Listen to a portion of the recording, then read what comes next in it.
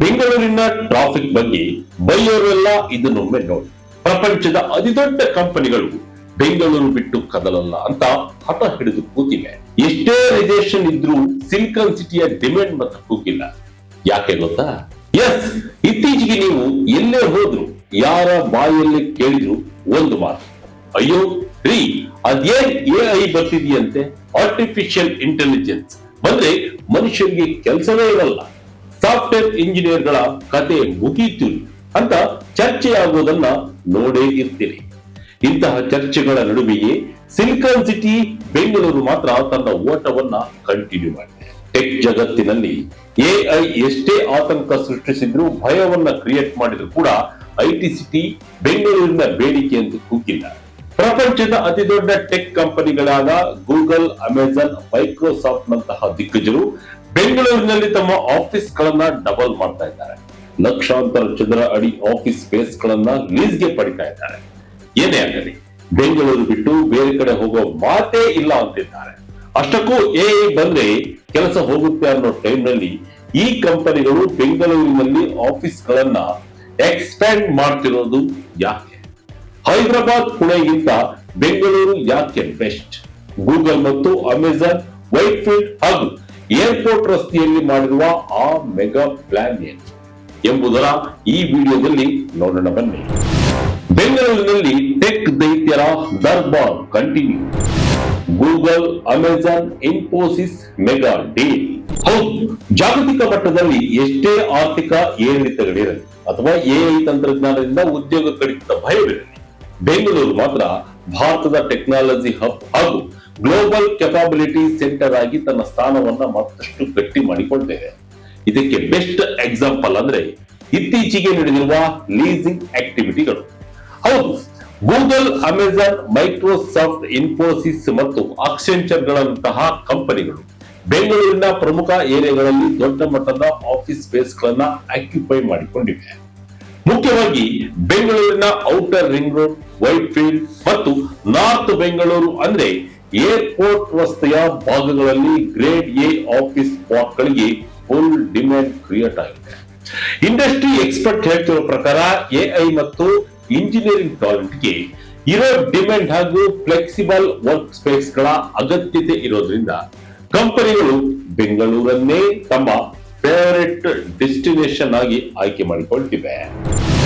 Airport ರಸ್ತೆಯಲ್ಲಿ Amazon ಹವಾ. ಏಷ್ಯಾದಲ್ಲೇ ಎರಡನೇ ದೊಡ್ಡ ಅಮೆಜಾನ್ ಆಫೀಸ್. ಮೊದಲಿಗೆ ಇ ಕಾಮರ್ಸ್ ದೈತ್ಯ ಅಮೆಜಾನ್ ಇತ್ತೀಚೆಗೆ ಹೊಸ ಆಫೀಸ್ ಅನ್ನು ಓಪನ್ ಮಾಡಿದೆ. ಇದು ಬೆಂಗಳೂರಿನ ಕೆಂಪೇಗೌಡ ಇಂಟರ್ ನ್ಯಾಷನಲ್ ಏರ್ಪೋರ್ಟ್ ನಿಂದ ಕೇವಲ 25 ನಿಮಿಷದ ಡ್ರೈವ್ ಇರೋ ಕಟ್ಟಿಜೀನಹಳ್ಳಿಯಲ್ಲಿ ಈ ಆಫೀಸ್ ಇದೆ. ವಿಶೇಷ ಏನಪ್ಪಾ ಅಂದ್ರೆ ಇದು ಏಷ್ಯಾದಲ್ಲೇ ಅಮೆಜಾನ್ ನ ಎರಡನೇ ಅತಿ ದೊಡ್ಡ ಆಫೀಸ್ ಸ್ಪೇಸ್. ಬರೋಬ್ಬರಿ 10 ಲಕ್ಷ ಚದರ ಅಡಿ ವಿಸ್ತೀರ್ಣದಲ್ಲಿರುವ ಈ ಆಫೀಸ್ಗೆ ಅಮೆಜಾನ್ ತಿಂಗಳಿಗೆ ಎಷ್ಟು ಬಾಡಿಗೆ ಕೊಡ್ತಿದೆ ಗೊತ್ತಾ? ಬರೋಬ್ಬರಿ 6.1 ಕೋಟಿ ರೂಪಾಯಿ. ಎಸ್, ನೀವು ಕೇಳ್ತಿರೋದು ಸತ್ಯ. ಪ್ರಾಪ್ ಸ್ಟಾಕ್ ಡಾಟಾ ಪ್ರಕಾರ ಅಮೆಜಾನ್ ಈ ಜಾಗಕ್ಕೆ ಪ್ರತಿ ಚದರ ಅಡಿಗೆ 62 ರೂಪಾಯಿಯಂತೆ ಬಾಡಿಗೆ ಫಿಕ್ಸ್ ಮಾಡಿಕೊಂಡಿದೆ. ಈ ಲೀಸ್ ಅಗ್ರಿಮೆಂಟ್ ಅಕ್ಟೋಬರ್ 9, 2024 ಶುರುವಾಗಿದ್ದು ಮುಂದಿನ 10 ವರ್ಷಗಳ ಕಾಲ ವ್ಯಾಲಿಡಿಟಿ ಇರುತ್ತೆ. ಅಮೆಜಾನ್ ಈ ಬಗ್ಗೆ ಫೆಬ್ರವರಿ 23, 2026 ಹೇಳಿಕೆ ನೀಡಿದ್ದು, ನಾವು ಬೆಂಗಳೂರಿಗೆ ಬಂದು 20 ವರ್ಷ ಆಯ್ತು. ಇವತ್ತಿಗೂ ನಮ್ಮ ಇಂಡಿಯಾ ಸ್ಟ್ರಾಟಜಿಯಲ್ಲಿ ಬೆಂಗಳೂರು ತುಂಬಾ ಮುಖ್ಯ. ಇಲ್ಲಿರುವ ಟೀಮ್ಗಳು ಪ್ರಪಂಚದಾದ್ಯಂತ ಇರುವ ಕಸ್ಟಮರ್ಸ್ ಬಳಸುವ ಟೆಕ್ನಾಲಜಿ ಮತ್ತು ಪ್ರಾಡಕ್ಟ್ ಗಳನ್ನ ಬಿಲ್ಡ್ ಮಾಡ್ತಾರೆ ಅಂತ ಹೇಳಿಕೊಂಡಿದೆ. ವೈಟ್ ಫೀಲ್ಡ್ ನಲ್ಲಿ ಗೂಗಲ್ ಸಾಮ್ರಾಜ್ಯ. 2.6 ಮಿಲಿಯನ್ ಚದರ ಅಡಿ ಆಫೀಸ್. ಈಗ ದೈತ್ಯ ಗೂಗಲ್ ವಿಷಯಕ್ಕೆ ಬರೋಣ. ಬ್ಲೂಮ್ಬರ್ಗ್ ವರದಿಯ ಪ್ರಕಾರ ಗೂಗಲ್ ಕಂಪನಿ ವೈಟ್ ಫೀಲ್ಡ್ ನಲ್ಲಿರುವ ಅಲೆಂಬಿಕ್ ಸಿಟಿಯಲ್ಲಿ ಬರೋಬ್ಬರಿ 26 ಲಕ್ಷ ಚದರ ಅಡಿಗೂ ಅಧಿಕ ಆಫೀಸ್ ಸ್ಪೇಸ್ ಲೀಸ್ಗೆ ಪಡೆಯುವ ಪ್ಲಾನ್ ಮಾಡಿದೆ. ಇದೊಂದು huge number. October 2024 Google IT services India private limited ಇದೇ ಅಲೆಂಬಿಕ್ ಸಿಟಿಯಲ್ಲಿ ಸುಮಾರು 6.5 ಲಕ್ಷ ಚದರ ಅಡಿ ಜಾಗವನ್ನ ಲೀಸ್ಗೆ ಪಡೆದಿದೆ. ಪ್ರಾಪ್ ಸ್ಟಾಕ್ ಆಕ್ಸೆಸ್ ಮಾಡಿರುವ ಅಗ್ರಿಮೆಂಟ್ ಪ್ರಕಾರ ಲ್ಯಾಂಡ್ ಅಂದ್ರೆ ಜಾಗದ ಮಾಲೀಕರು ಗೂಗಲ್ಗಾಗಿ ಇನ್ನುಳಿದ 3 ಬ್ಲಾಕ್ ಗಳನ್ನ ರಿಸರ್ವ್ ಮಾಡಿ ಇಡಬೇಕು ಅಂತ ಷರತ್ತು ಹಾಕಲಾಗಿದೆ. ಅಂದ್ರೆ ಗೂಗಲ್ ಒಂದೇ ಬಾರಿಗೆ ಎಲ್ಲವನ್ನು ತೆಗೆದುಕೊಳ್ಳದೆ ಹಂತ ಹಂತವಾಗಿ ತನ್ನ ಆಪರೇಷನ್ ವಿಸ್ತರಣೆ ಮಾಡುವ ಪ್ಲಾನ್ ಹಾಕಿಕೊಂಡಿದೆ. ಅವಶ್ಯಕತೆ ಇದ್ದಾಗ ಆಫೀಸ್ ದೊಡ್ಡದು ಮಾಡಿಕೊಳ್ಳೋಕೆ ಈ ತಂತ್ರ ಮಾಡಿದೆ ಅಂತ ಎಕ್ಸ್ಪರ್ಟ್ಸ್ ಹೇಳ್ತಿದ್ದಾರೆ. ಇದಷ್ಟೇ ಅಲ್ಲ, ಬೇರೊಂದು ವರದಿಯ ಪ್ರಕಾರ ಗೂಗಲ್ ಈಗಾಗಲೇ ಇರುವ 8.7 ಲಕ್ಷ ಚದರ ಅಡಿ ಆಫೀಸ್ ಸ್ಪೇಸ್ ಲೀಸ್ ಅನ್ನು ಕೂಡ ರಿನ್ಯೂ ಮಾಡಿಸಿಕೊಂಡಿದೆ. ಇದಕ್ಕೆ ವಾರ್ಷಿಕ ಬರೋಬ್ಬರಿ 90 ಕೋಟಿ ರೂಪಾಯಿ ಬಾಡಿಗೆ ಕಟ್ಟುತ್ತಿದೆ. ಇನ್ಫೋಸಿಸ್, ಮೈಕ್ರೋಸಾಫ್ಟ್, IBM ಕೂಡ ರೇಸ್ ನಲ್ಲಿ. ಕೋಟಿ ಬಾಡಿಗೆ, 10 ವರ್ಷದ ಲೀಸ್. ಬರೀ ಗೂಗಲ್, ಅಮೆಜಾನ್ ಅಷ್ಟೇ ಅಲ್ಲ, ನಮ್ಮದೇ ಆದ ಇನ್ಫೋಸಿಸ್ ಕೂಡ ಜೂನ್ 1, 2022ರಿಂದ ಅನ್ವಯವಾಗುವಂತೆ ಬೆಂಗಳೂರಿನಲ್ಲಿ 5 ಲಕ್ಷ ಚದರ ಅಡಿ ಆಫೀಸ್ ಸ್ಪೇಸ್ ಲೀಸ್ಗೆ ಪಡೆದಿದೆ. ಇದಕ್ಕೆ ತಿಂಗಳಿಗೆ 2.3 ಕೋಟಿ ರೂಪಾಯಿ ಬಾಡಿಗೆ ಕೊಡ್ತಾ ಇದೆ. ಇನ್ನು ಟೆಕ್ ದೈತ್ಯ ಮೈಕ್ರೋಸಾಫ್ಟ್ ಔಟರ್ ರಿಂಗ್ ಗಳಲ್ಲಿ 1.8 ಲಕ್ಷ ಚದರ ಅಡಿ ಜಾಗವನ್ನ ಲೀಸ್ಗೆ ತೆಗೆದುಕೊಂಡಿದೆ. ಹಾಗೆ IBM ಇಂಡಿಯಾ ಕಳೆದ ಡಿಸೆಂಬರ್ ನಲ್ಲಿ embassy golf links business park ನಲ್ಲಿ 1.61 ಲಕ್ಷ ಚದರ ಅಡಿ ಜಾಗವನ್ನ ತಿಂಗಳಿಗೆ 2.4 ಕೋಟಿ ಬಾಡಿಗೆಗೆ ಲೀಸ್ ಪಡೆದುಕೊಂಡಿದೆ. ಅಂದ್ರೆ ಎಲ್ಲಾ ಮೇಜರ್ ಕಂಪನಿಗಳು ಬೆಂಗಳೂರಿನಲ್ಲೇ ಜಮಾಯಿಸುತ್ತವೆ.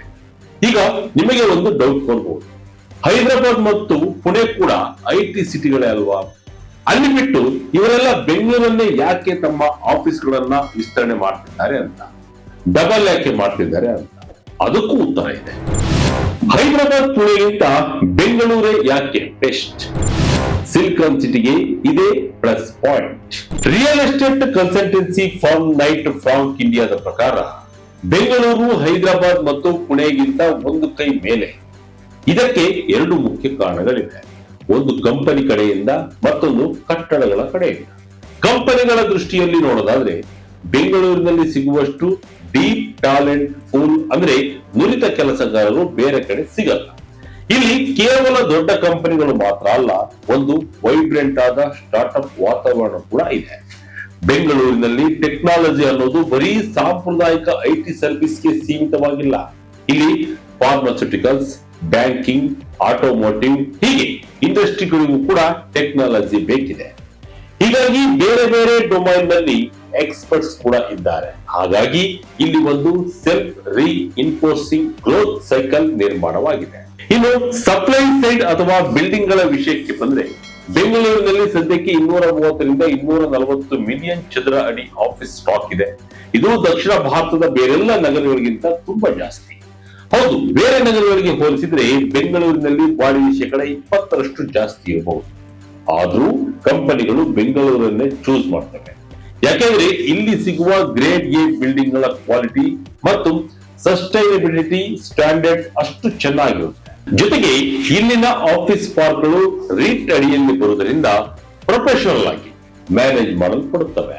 ಇನ್ನೊಂದು ಇಂಟ್ರೆಸ್ಟಿಂಗ್ ಪಾಯಿಂಟ್ ಏನಂದ್ರೆ, ಮುಂಬೈನ BKC ತರಹದ ಜಾಗಗಳಲ್ಲಿ ಜಾಗದ ಕೊರತೆ ಇದೆ, ಆದ್ರೆ ಬೆಂಗಳೂರಲ್ಲಿ ಹಾಗೆ.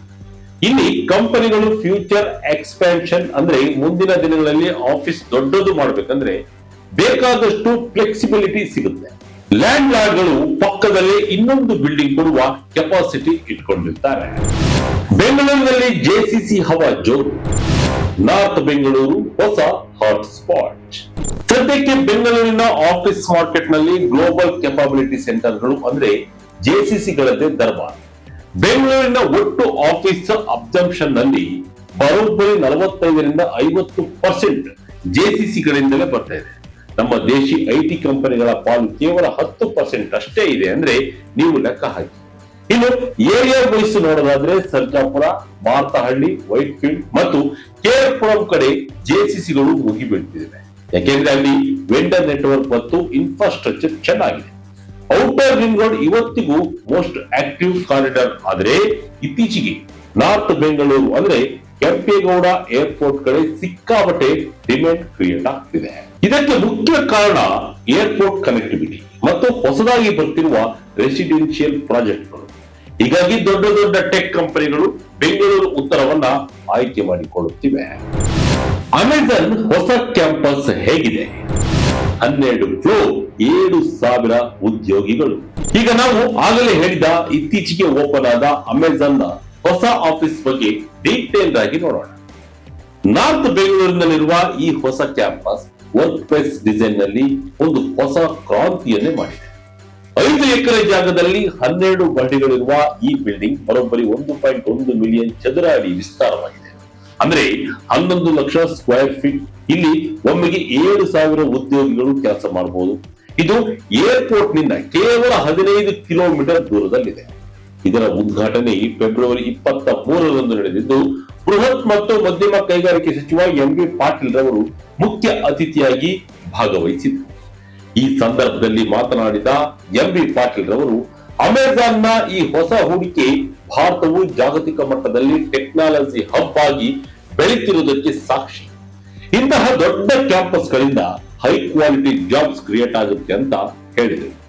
ಅಮೆಜಾನ್ ಇಂಡಿಯಾದ ಕಂಟ್ರಿ ಮ್ಯಾನೇಜರ್ ಸಮೀರ್ ಕೂಡ ಮಾತನಾಡಿ, ಭಾರತ ನಮಗೆ ಲಾಂಗ್ ಟರ್ಮ್ ಪ್ರಿಯಾರಿಟಿ. ಬೆಂಗಳೂರು ನಮ್ಮ ಇನ್ನೋವೇಷನ್ ಜರ್ನಿಯಲ್ಲಿ ಪ್ರಮುಖ ಪಾತ್ರ ವಹಿಸಿದೆ ಅಂತ ಹೇಳಿದ್ದಾರೆ. ಅಷ್ಟಕ್ಕೂ ಅಮೆಜಾನ್ ನ ಆಫೀಸ್ ಒಳಗೆ ಏನಿದೆ ಅಂತೀರಾ? ಅಲ್ಲಿ ಸುಮ್ಮನೆ ಚೇರ್ ಟೇಬಲ್ ಹಾಕಿಲ್ಲ ಇವರು. ಇಲ್ಲಿರೋ ಫೆಸಿಲಿಟಿ ಕೇಳಿದ್ರೆ ನೀವು ದಂಗಾಗ್ತೀರಿ. ಅಮೆಜಾನ್ ಆಫೀಸ ಅರಮನೆ, basket ball court, wellness centre. ಏಷ್ಯಾದ 2ನೇ ಅತಿ ದೊಡ್ಡ ಅಮೆಜಾನ್ ಕ್ಯಾಂಪಸ್ ನಲ್ಲಿ technology, E commerce, operations, payments ಹೀಗೆ ಬೇರೆ ಬೇರೆ ಟೀಮ್ಗಳು ಒಂದೇ ಸೂರಿನಡಿ ಕೆಲಸ ಮಾಡ್ತವೆ. ಇಲ್ಲಿನ ಡಿಸೈನ್ ಫಿಲಾಸಫಿ ಹೇಗಿದೆ ಅಂದ್ರೆ, ಎಂಪ್ಲಾಯ್ಸ್ ಒಬ್ಬರಿಗೊಬ್ಬರು ಸುಲಭವಾಗಿ ಭೇಟಿಯಾಗಬಹುದು, ಕೊಲಾಬರೇಷನ್ ಮಾಡಬಹುದು. ವರ್ಕ್ ಫ್ಲೋರ್ ಗಳನ್ನ ನೇಬರ್ಹುಡ್ಸ್ ತರ ಡಿಸೈನ್ ಮಾಡಲಾಗಿದೆ. ಅಂದ್ರೆ ಪ್ರತಿ ಟೀಮ್ಗೂ ಅದರದೇ ಆದ ಸ್ಪೇಸ್ ಇರುತ್ತೆ. Meeting room, huddle space, focus booth ಗಳು ಇರ್ತವೆ. ಇನ್ನು ಎಂಪ್ಲಾಯ್ಸ್ ಆರೋಗ್ಯ ಮತ್ತು ಮಜಾ ಮಾಡೋಕೆ ಏನೆಲ್ಲ ಇದೆ ಗೊತ್ತಾ? ಹೊರಗಡೆ ಆಂಟಿ ಥಿಯೇಟರ್, ಬಾಸ್ಕೆಟ್ ಬಾಲ್ ಮತ್ತು ಫಿಕರ್ ಬಾಲ್ ಕೋರ್ಟ್ ಗಳಿವೆ. ಒಳಗಡೆ games rooms, wellness rooms, nursing staff ಇರೋ ಮೆಡಿಕಲ್ ಸೆಂಟರ್ ಮತ್ತು ಪ್ರಾರ್ಥನೆ ಮಾಡಲು ಇಂಟರ್ಫೇತ್ ಪ್ರೇಯರ್ ರೂಮ್ ಕೂಡ ಇದೆ. ಊಟದ ವಿಷಯಕ್ಕೆ ಬಂದ್ರೆ 2 ಅಂತಸ್ತಿನ ದೊಡ್ಡ ಕೆಫೆಟೇರಿಯಾ ಇದ್ದು ಇಂಡಿಯನ್ ಫುಡ್ ಇಂದ ಹಿಡಿದು ಗ್ಲೋಬಲ್ ಫುಡ್ ತನಕ ಎಲ್ಲವೂ ಸಿಗುತ್ತೆ. ವಿಕಲಚೇತನರಿಗೆ ಅನುಕೂಲವಾಗುವಂತೆ ಅಗಲವಾದ ಬಾಗಿಲುಗಳು, ಸ್ಟೆಪ್ ಫ್ರೀ ಆಕ್ಸೆಸ್ ಎಲಿವೇಟರ್ಸ್ ಮತ್ತು ಸೆನ್ಸರಿ ಸರ್ಫೇಸ್ ಕೂಡ ಅಳವಡಿಸಲಾಗಿದೆ. ಇದು ಅಮೆಜಾನ್ ನ ಕ್ಲೈಮೇಟ್ ಪ್ಲೆಡ್ಜ್ ಗೆ ತಕ್ಕಂತೆ ನಿರ್ಮಾಣವಾಗಿದ್ದು, ಕಾರ್ಬನ್ ಕಡಿಮೆ ಮಾಡುವಂತಹ ಮೆಟೀರಿಯಲ್ಸ್ ಮತ್ತು ಸಿಸ್ಟಮ್ ಬಳಸಲಾಗಿದೆ. ಒಟ್ಟಿನಲ್ಲಿ ಎಐ ಬಂದಿದೆ, ಉದ್ಯೋಗ ಹೋಗುತ್ತೆ ಅನ್ನೋ ಭಯದ ನಡುವೆಯೂ ಬೆಂಗಳೂರು ಮಾತ್ರ ತಾನು ಯಾರಿಗೂ ಕಮ್ಮಿ ಇಲ್ಲ ಅಂತ ತನ್ನ ಐಟಿ ರೇಸ್ ಅನ್ನ ಕಂಟಿನ್ಯೂ ಮಾಡಿದೆ. ಅಮೆಜಾನ್, ಗೂಗಲ್ ನಂತಹ ಕಂಪನಿಗಳು ಸಾವಿರಾರು ಕೋಟಿ ಬಂಡವಾಳ ಹಾಕಿ ಆಫೀಸ್ ಗಳನ್ನ 10 ವರ್ಷಗಳ ಲೀಸ್ ಮಾಡ್ಕೊತಿದ್ದಾರೆ. ಅಂದ್ರೆ ಅವರಿಗೆ ಬೆಂಗಳೂರಿನ ಟಾಲೆಂಟ್ ಮತ್ತು ಫ್ಯೂಚರ್ ಮೇಲೆ ಎಷ್ಟು ನಂಬಿಕೆ ಇದೆ ಅಂತ ನೀವೇ ಊಹಿಸಿಕೊಳ್ಳಿ. ಸೊ ಬೆಂಗಳೂರು ಕೇವಲ ಗಾರ್ಡನ್ ಸಿಟಿ ಅಲ್ಲ, ಟ್ರಾಫಿಕ್ ಸಿಟಿ ಮಾತ್ರ ಅಲ್ಲ, ಇದು ಜಗತ್ತಿನ ಫ್ಯೂಚರ್ ಡಿಸೈಡ್ ಮಾಡುವ ಟೆಕ್ ಕ್ಯಾಪಿಟಲ್ ಅನ್ನೋದು ಮತ್ತೊಮ್ಮೆ ಸಾಬೀತಾಗಿದೆ. ಹೈದರಾಬಾದ್, ಪುಣೆ ಎಷ್ಟೇ ಕಾಂಪಿಟೇಷನ್ ಕೊಟ್ಟು ಬೆಂಗಳೂರನ್ನ ಸದ್ಯಕ್ಕಂತ ಬೀಟ್ ಮಾಡೋಕ್ಕಾಗುತ್ತಾ ಇಲ್ಲ. ಇದಕ್ಕೆ ನೀವೇನಂತೀರಿ? ಇದಾಗಿತ್ತು ಈ ಕ್ಷಣದ ಇಂಟ್ರೆಸ್ಟಿಂಗ್ ಸ್ಟೋರಿ. ಇದೇ ರೀತಿಯ ಸ್ಟೋರಿಗಾಗಿ Vijaya Karnataka website, YouTube page, Facebook page follow ಮಾಡ್ತಾ ಇರಿ. ಧನ್ಯವಾದಗಳು.